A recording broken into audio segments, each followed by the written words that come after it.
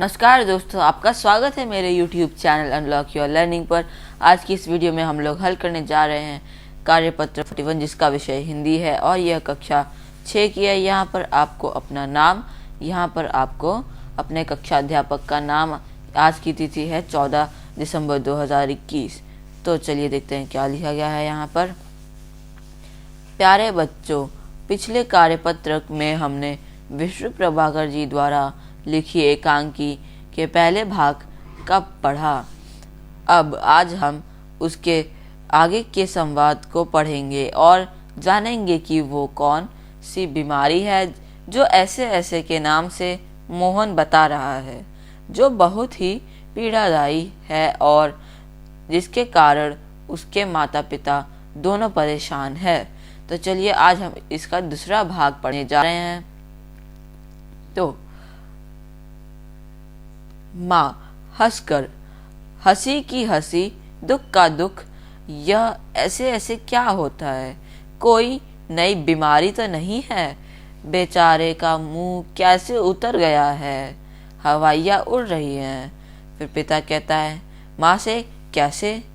पिता, अजी एकदम सफ़ेद पड़ गया था, खड़ा नहीं रहा गया, बस में भी नाचता रहा।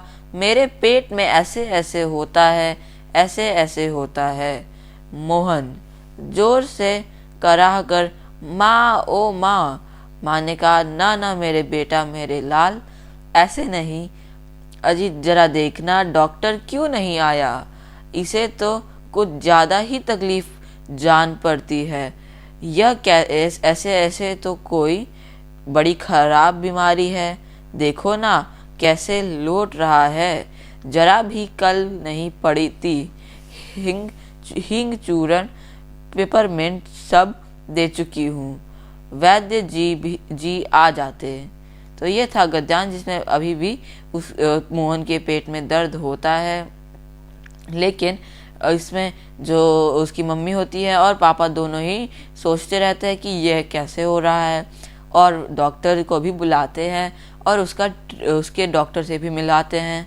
और साथ ही साथ यहाँ इसमें बताते हैं कि इसके माँ ने बताया कि बस में जब ये था तो तब भी यही ऐसे ऐसे उसके पेट में ऐसे दर्द हो रहा था और खड़ा भी नहीं हो सकता, और उसके चेहरे उतर चुका है, यानी कि बहुत बुखार है उसको और उसके पेट में भी दर्द हो रहा है।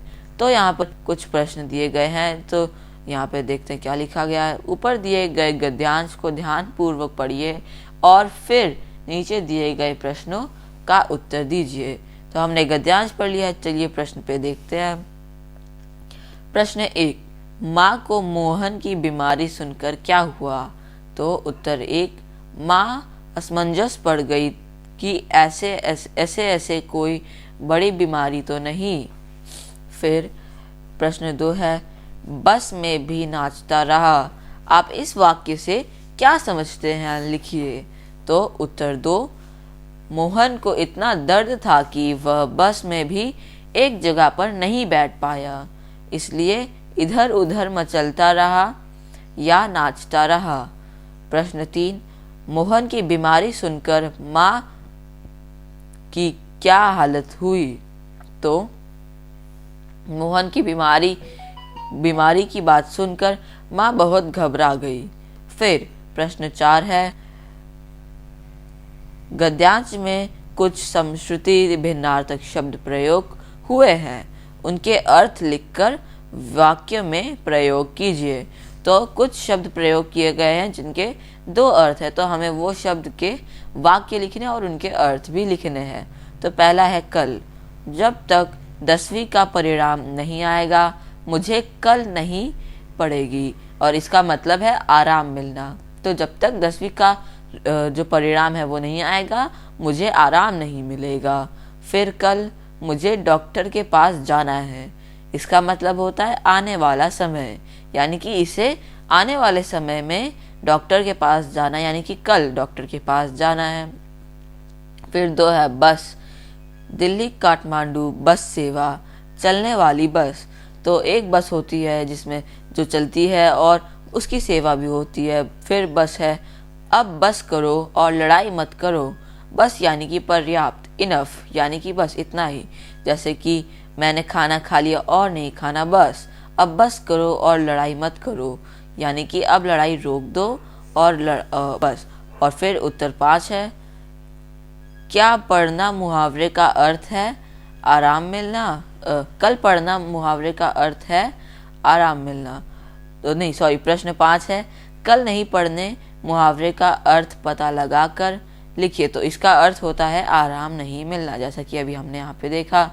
और फिर यहाँ पे हम लोग आते तो यहाँ पे लिखा गया है, आपके अनुसार आपके घरों में नाटक शब्द का प्रयोग किस कार्य के लिए किया जाता है, सोच कर लिखिए।